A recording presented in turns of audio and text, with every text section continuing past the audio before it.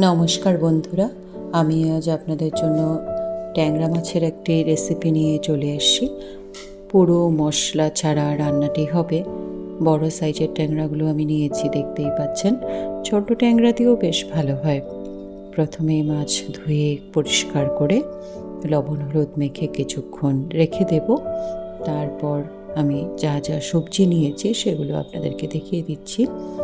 আমার কাছে যা যা সবজি ছিল আর কি বাড়িতে, সেই সমস্তই নিয়েছি। আলু, টমেটো আর ঝিঙে। আপনারা চাইলে এখানে আরও কিছু সবজি অ্যাড করতে পারেন। আর একটা জিনিস, এখানে পেঁয়াজটা কিন্তু দিলেই ভালো হয়। যেহেতু কোনো মশলা দিচ্ছি না, তাই পেঁয়াজ দিলেই টেস্টটা বেশ ভালো আসে। পেঁয়াজের পরিমাণটা একটু বেশি নিতে হবে। আর দেখতেই পাচ্ছেন কাঁচা লঙ্কা। পুরো রান্নাটি আমি সর্ষের তেলেই করব।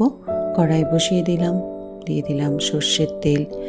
সর্ষের তেল গরম হওয়ার পরে আমি যেমনটা করে থাকি সব সময়, মাছ ভাজার আগে কিছুটা লবণ অবশ্যই দিই। এতে করে কি হয়, মাছ একদম লেগে যায় না। তো লবণ দিয়ে মাছগুলো এইবার খুব ভালো করে ভেজে নেওয়ার পালা।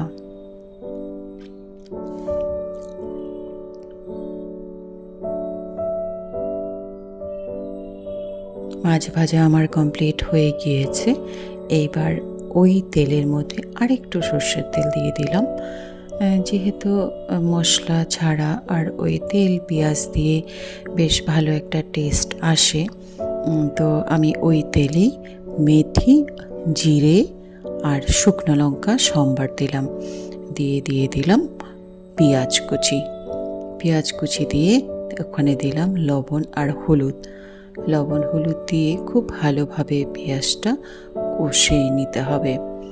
পেঁয়াজ যখন ভাজা ভাজা হয়ে যাবে, তখন নেক্সট আমরা যে সবজিগুলো কেটে রেখেছি ওই সবজিগুলো দেব। এবার দেখুন পেঁয়াজ মোটামুটি ভাজা হয়েই এসছে। তারপর আমরা প্রথমে এখানে দেব আলুটা প্রথমে দেওয়ার কারণ হলো আলুটা সেদ্ধ হতে একটু সময় নেবে, যেটা ঝিঙে আর টমেটোতে লাগবে না। তাই প্রথমে আলু দিয়ে দিচ্ছি। আলুটা মোটামুটি অর্ধেক সেদ্ধ হয়ে আসার পরে আমরা দিয়ে দেব ঝিঙে আর টমেটো দিয়ে ঢেকে ভালো করে সবজিগুলো সেদ্ধ করে নিতে হবে। সমস্ত সবজিগুলো এই যে আপনারা দেখতে পাচ্ছেন যে আমি সবজিগুলো সেদ্ধ হওয়ার জন্য ঢেকে কিছুক্ষণের জন্য বসিয়ে দিলাম। এই যে লাস্টে আরেকটি কাজ হয়েছে, লঙ্কাটা আমি পেস্ট করে দিয়েছি।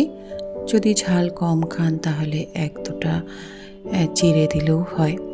আমার বেশ ঝাল তরকারি খুব ভালো লাগে, তাই এখন আর কিছুই করার নেই।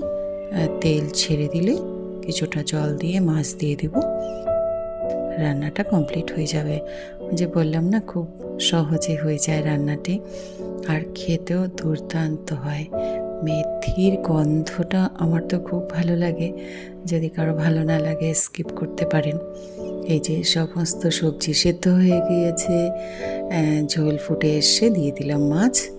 ব্যাস, এই যে দেখুন তেল ছেড়ে দিয়েছে, রান্না আমার কমপ্লিট হয়ে গেল। তো আশা করি আপনাদের ভালো লেগেছে রান্নাটি। আজকে তাহলে আসি।